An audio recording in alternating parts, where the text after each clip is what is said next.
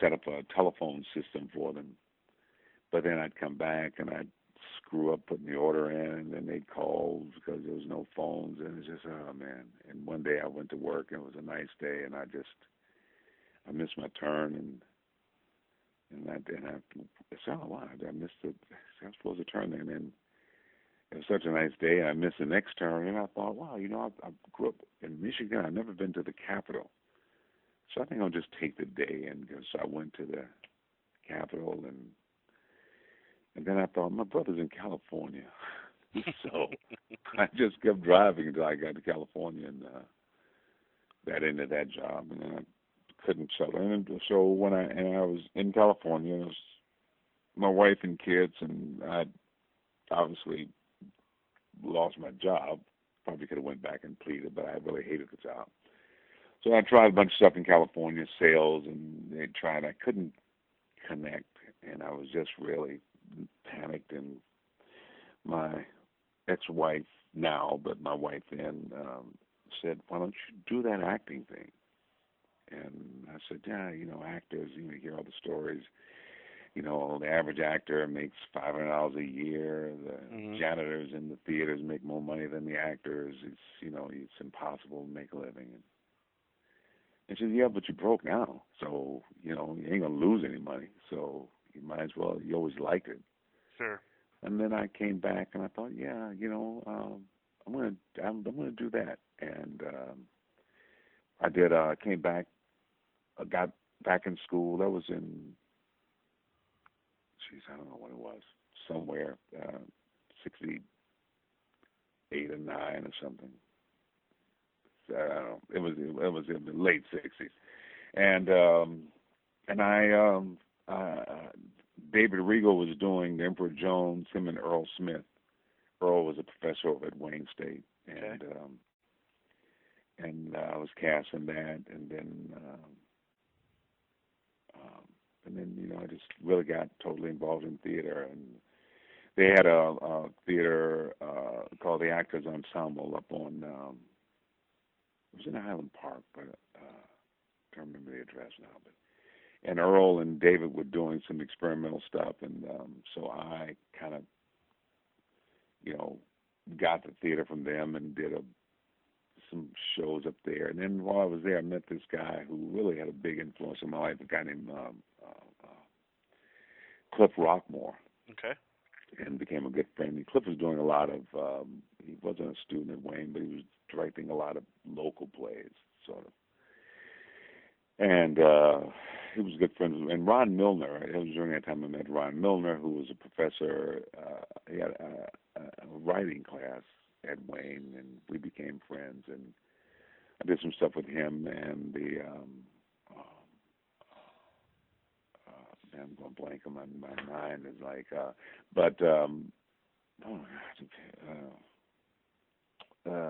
anyway, Woody King, the theater. I can't think of the name of the theater, but so I started doing. I was just doing a lot of plays in the theater, not so much at Wayne State. Oddly enough, it's funny. I went back to Wayne, and I did a tour of the school, and the theater department took me to the theaters, and I did do a play that I wrote in the downstairs of the Hillbury Theater, and we did some stuff at the Hillbury, but I really didn't do a lot of theater at Wayne. Most of the stuff I did was at the Best Pocket Theater, up on Grand River. It was an equity. In fact, I got my equity card there. And Dorothy Ashby, who's a jazz musician, her husband John was a writer and producer, and he did some stuff. And Ashton Springer who had done a lot of stuff on Broadway, brought in a couple of Broadway shows, and they'd recast some of the parts, and so I did some stuff for him. And but it was a lot. It was a very active time in Detroit. There was a lot of theater, a lot of things happening. I mean, it was a great time to be. And so once I fell in love with it, and it was oddly enough because once I came back I think it was 67. I keep wanting to say 67. It might have been 60. I don't know when it was. But once I committed to theater, once I just said, okay, this is what I'm going to do, somehow or other, I found a way to make a living. You do a play, somebody give you a few $100. Once I got an equity show would come through. There was a couple of local TV. We did a television Easter thing for local television station. Um, it was always a way to make some money. Sure. And that's pretty much what I've done in the last 40 years. Right. I've managed to find a way to, I was had a dinner with uh, Tim Daly and my mind is going, Joy Montaigne and Joy Paliano. Mhm. And we were all talking about jobs we had in the early days, and they had done these different things, waiters, and I go, I never really once I became an actor, that was pretty much what I did. I mean, I did some writing, I tried some directing and some different stuff, but all related to theater. I didn't have to go and get a job outside of pretty much, and even I never really made much money as a writer, so pretty much as an actor. I mean, that's kind of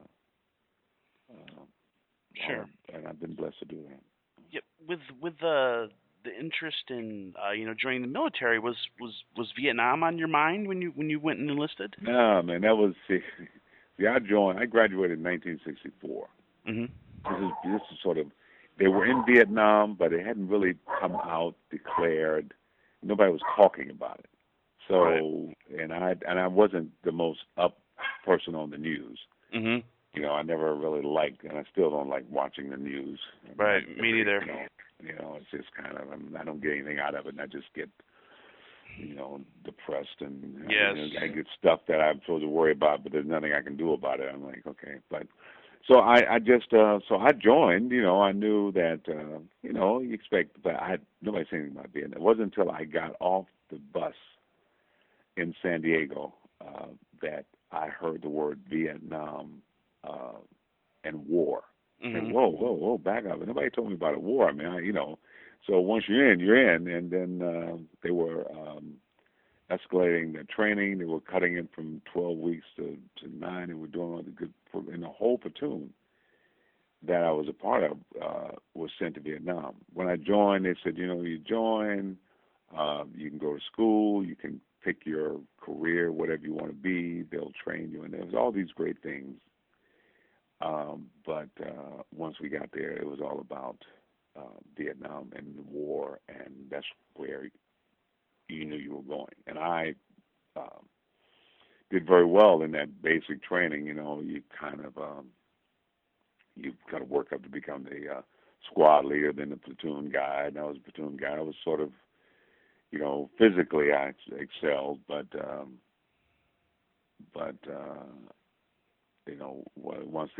once I ate the shellfish, then the asthma kicked in, and then things started to go. But yeah, no, Vietnam Mhm. wasn't talked about at that time. Sure. And And the guy went in. The one guy didn't make it, but the guy went in. We went on the buddy plan, which means that you're supposed to be able to stick with your buddy throughout your, and he went to Vietnam, was injured pretty badly, and came back wounded. yeah. But yeah, it was somehow I got spared. It was when I got out because it was a shock. Suddenly, I'm thinking and then I'm being discharged, and that was really kind of bizarre. So I didn't tell anybody at home. I just wanted to. When I got back, I was going to surprise everybody. I lived in these projects, and in back of the project or the row of houses that we lived in, there was this big open field. And so when the bus dropped me off, I had to walk across this field. And I was walking across the field. I hadn't told anybody, so nobody knew I was coming. And I saw my grandmother. She was out hanging clothes on the clothesline. And when I saw her, she didn't seem surprised and said, "Mom, I'm home." And she said, "I know there's some food on the table for you." And I said, "Well, you act like you knew." She said, "I knew." She said, "Yeah, I prayed, and God said He's going to bring you home." And so, Mhm. and there was something because all it was like a day. Suddenly, everything changed, Sure. and I think it just wasn't meant for me to go, and so Well, yeah, if yeah. you had went, we might not have ever gotten your performance in Weeds, right? Which is one of my favorite films. Oh, really? That's I don't hear a lot of because the movie never really got a decent release, and so a lot of people. I think because it was a while back too, but I appreciate Weeds was. It was an interesting time. Weeds came out of a lot of frustration because I had done the Ghostbuster movies and Mhm. or the first one anyway, Right. and where I thought Ghostbusters was going to be the big career bump, it ended up having the opposite effect. Suddenly, I couldn't seem to get arrested. Right. You're a Uh, comedian after that, right? So. yeah, somehow. But even then, even the comedic roles. I mean, the studios would not hire me for in movies. I ended up doing television. I had never really done a lot of TV before, but I ended up doing all the TV shows, Bosom Buddies and Taxi, and I mean, Different Strokes. I mean, I that was how I found a way to kind of make a living. Right. Right. Right. Because I'd done a few films before Ghostbusters, but I thought that was going to be the break, and it was just the opposite. I mean, Yeah. and so when Weeds came along, I had signed to do a television show for Stephen Cannell, Mhm. and then I went in to meet the director John Hancock, and Nick Nolte was there, and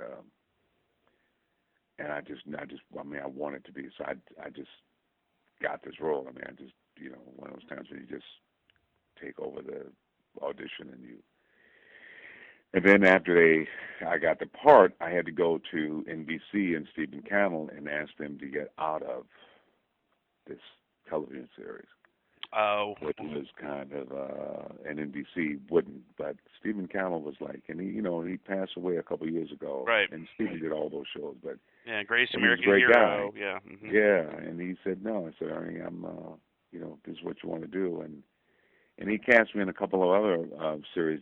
Neither went um, very long, but he was always a good friend, and I always appreciated that. Sure. But so yeah, so Weeds was but it didn't it was I got Dino De Laurentiis was about to pack up and head to Australia and declare Yeah. bankruptcy, and so he got caught in the middle of that mess. So you're But I shooting. thought Nick was amazing. Nick was Well, for me, Weeds is all about you and Forsyth. Like those are the two performances that really sort of stick well out for me. thanks Um, yeah. was that sort of? I mean, did you feel a little bit of art imitating life because you had been a playwright and here you are working in a very play written driven story, right? Right, yeah. Yeah, it was great. It was great to be part of that. Actors in movies don't get a chance to develop a sense of company. You know what I mean? You kind of go in and you meet people for the first time, and you do a scene, and then they disappear, and you never see them again. Maybe or, Sure. you know.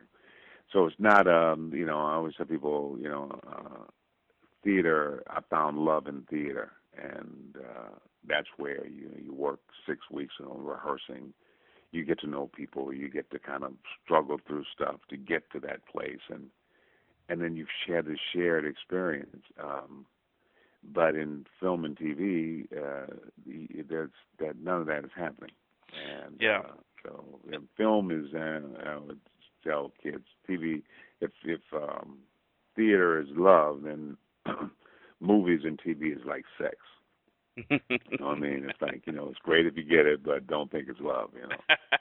So That's true. and Right. it's Yeah. but that in that particular movie we had time. We did rehearse. We had some rehearsal time, and we also we shot a lot of locations in North Carolina, Mhm. a lot of different prisons, and then we ended up at the maximum security prison in Joliet, Illinois. Ah. Okay. And so I think when you go through that, most of those guys I'm still very